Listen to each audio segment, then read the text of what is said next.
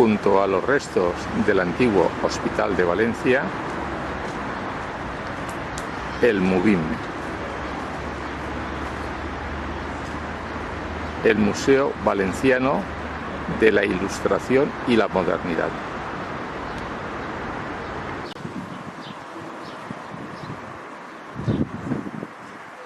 Un nombre un tanto rebuscado y cuyo contenido suele ser bastante pobre, salvo algunas exposiciones temporales.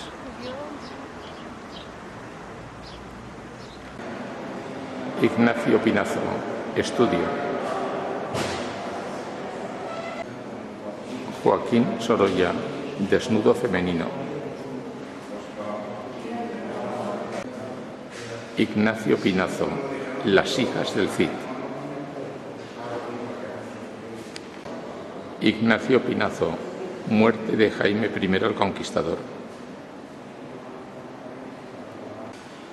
Joaquín Sorolla, el Payeter.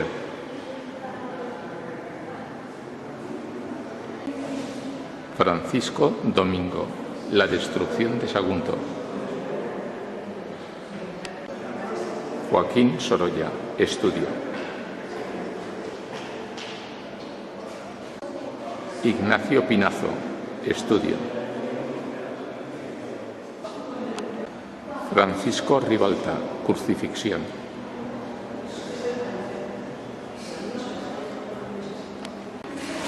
Vicente López, Madre de Dios de la Misericordia.